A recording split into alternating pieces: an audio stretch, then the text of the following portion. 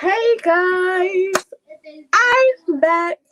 Your favorite shy girl, your favorite former shy girl, Nicki D the poet, and thank you for tuning in for another episode of Behind the Stanzas. Unfortunately, the artist is running a little late. Um, I'm trying to get in contact with her now. But did you guys know that this week something really special happened? This week's marked the 1 year anniversary of Naked. For those who don't know, I read a book called Naked, Facing the Girl in the Mirror, and this book is very near and dear to my heart because this was actually the first book that I self published with the help of Ambition, the poet who taught me how to self publish a book. If you don't know who he is, I think you need to definitely head over to social media and follow him. But yes, this is my baby. This is the first book I published by myself, and it turned one on Monday. Um, yeah, so I'm really excited about this because it seems like I just published this book yesterday, and it turned one already. And this book right here, Naked, it's it signifies a very transitional point in my self-love journey. So it signifies so much. And while we wait for our artists to come up, and if not, then me, you guys can chat it up about, and I can read some pieces from Naked. So this book is so instrumental to me. It's so instrumental in my adulthood and my journey as a poet, my journey as going into a woman, because this book was it's really like when I stopped like caring. In a sense, I stopped caring about what society had to say about me, and I went on this discovery to find out who is Nicki herself, who is Nicole, what is Nicole hopes and dream, what do I want to contribute to society as not only just being here, because I feel like so far too often we find ourselves living and we're not really living, we're just going through the motions, right? we're um we're not really we're not really living with a purpose, but we're just like, I wake up every morning, I go to work, but for what? Right? With like, what is the purpose behind doing all that? And what is the purpose behind doing all that? What is the purpose of waking up every morning, going to a job that I hate, just to come back and lay in bed, go to sleep, and do it all over again? So my book right here, Naked, and for those who just joining me, our guest is running a little bit late. She is from the UK, so the time difference is like 11 p.m. Down there. So she will be joining us shortly. But now I'm just discussing Naked, facing the girl in the mirror, because it was its 1 year anniversary on Monday. On Monday, and this book, it will always be near and dear to my heart because a bulk of the work that I had to do to get to Nicki D the poet, from shy girl to Nicki D the poet, and this is a Naked, a buck of the undoing. Bree Nix. Shout out to Bree Nix and her undoing journey, because I think it's brilliant. Because as you transition from childhood to teenagehood to this adulthood and womanhood, there's always this part of unlearning that you literally have to do. Some things from your childhood you literally have to unlearn. Some the way you were taught to think, you have to unlearn, because sometimes we have, so they say it takes a village, right? Which isn't necessarily a bad thing, but then you have so many people, so many chefs in the kitchen, that you stray away from the original recipe. And sometimes when you get to adulthood, you have to like take a step back, and you have all these different parts of your personality. You have the influence of your parents, you have the influence of your schooling, you have the influence of your religion, right? And then you have the influence of society as a whole, which makes you, right? But sometimes those influences and sometimes those voices in your head can overpower you and create this monster. So that's why I wrote the poem Voices in My Head, and I'm about to do that poem. For years, I've been trying to silence these voices in my head, but she's like a record that's stuck on repeating. Even when I can't quite make out the words of the melody, my feet still marches to the rhythm of the sound waves as they meadow their way up the air canal that set off vibrations that ricochet to my brain. That's already been prophetically trained to view every message the same way. Like back when I told my great great granddaddy that he'll never be nothing more than a cotton picking slave. I'm sorry, that was heavy. But you see, it's hard to get her to behave like a toddler used to get in her way. She kicks and screams, she make quite a scene. Only complete surrender to her demands is my attempt at relief. She loves to flirt with my insecurities. She has three ways with my worries and my fears, and when she reaches her peak, she leaves her liquid gooiness all over my face for all to see. She get a kick out of making a mockery of me. Like Siamese twins were conjoined. But most days, I really wish she would just stay her ass at home. Like, I really could have adored my first kiss alone without her reminding me of my obtuse-shaped nose. Or the tiny cylinders that decided to inhabit my face the night before. Or the little fuzz under my chin. But yet, and still, my therapist says that she's supposed to be my friend, my guardian, my protector. Because you know, Nicole, the world can be so cruel. To that, I replied, well, my fellow black girl, how would it feel if you had someone constantly trying to drain the magic out of you? Don't act like if you weren't me, you wouldn't want her long gone too. She's the monkey that's on my back, the elephant overcrowding my room, the snake that's in my garden trying to get me to believe that everything I know to be true is a lie, dangling in my face, death, and a fruit disguise. But yet, and still, time after time after time, I believe her lies. Maybe because her voice is a perfect replica of mine. Or maybe it's because believing that failure is the only options is far more easier than admitting that I'm scared to take the first leap.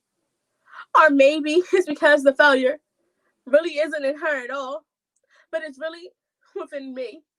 Because after all, she's nothing but a mere personification of what I see staring back at me when I look in the mirror. And when I finally get the courage to face and defeat that girl, her voice will no longer matter.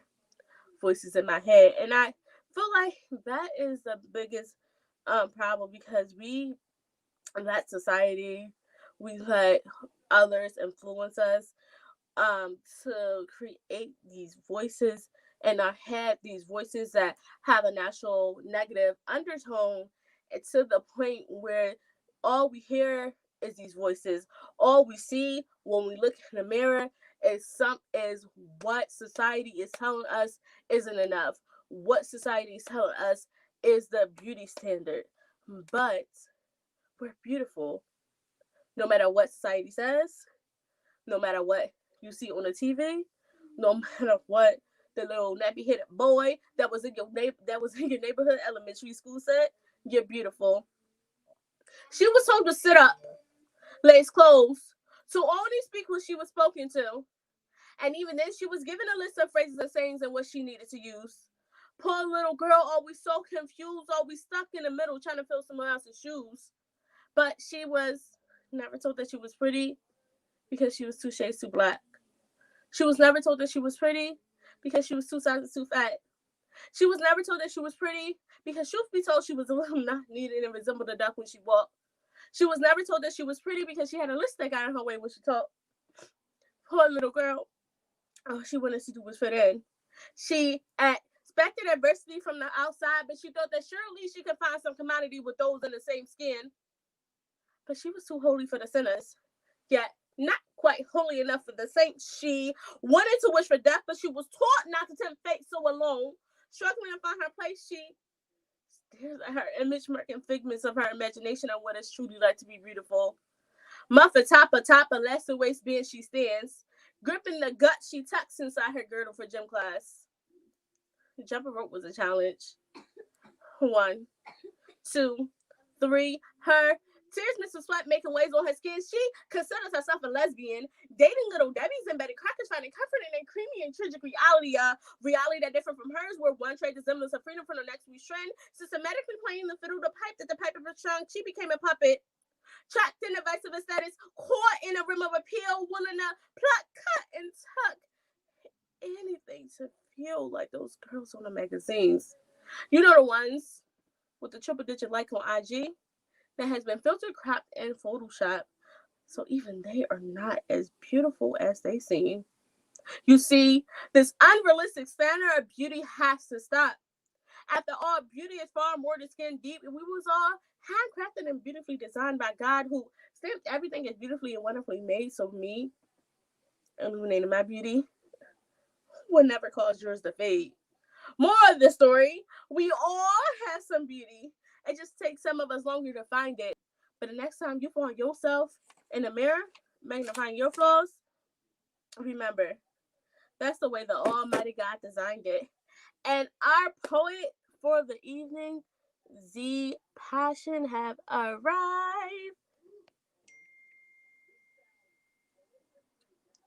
So let me add her in.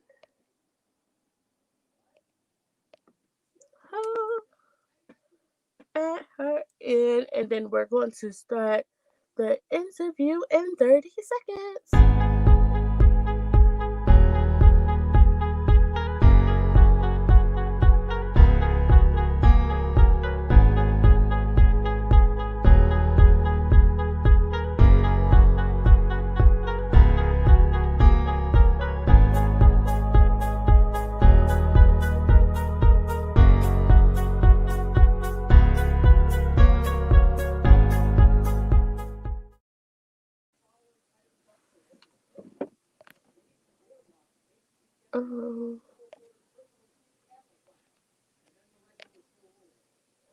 I do apologize. We are experiencing some technical difficulties, but if you enjoyed the two pieces that I did before, they are from my book, Naked, Facing the Girl in the Mirror, which again, it had its 1 year anniversary on Monday. A lot of people ask me like, "Oh, Nick, you got 3 books.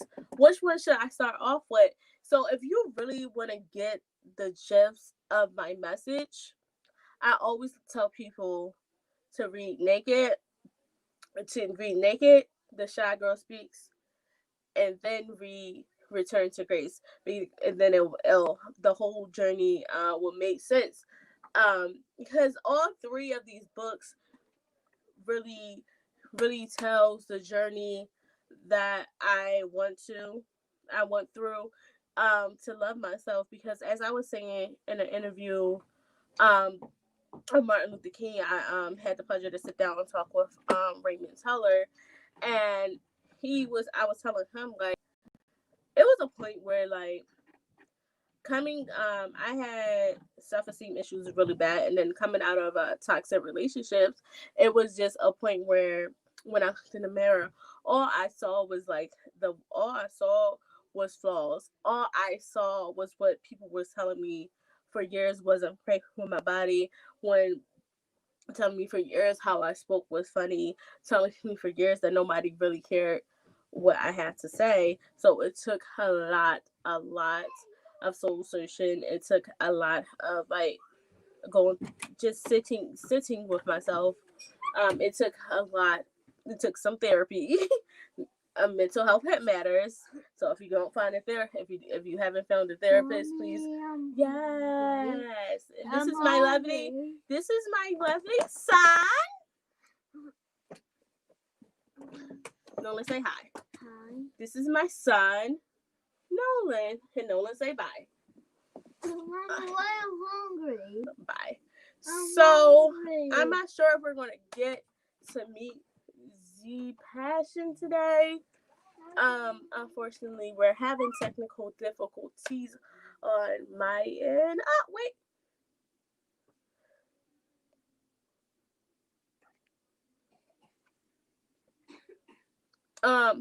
But what we're going to do is we're going to move this interview. I don't know if you guys have Clubhouse.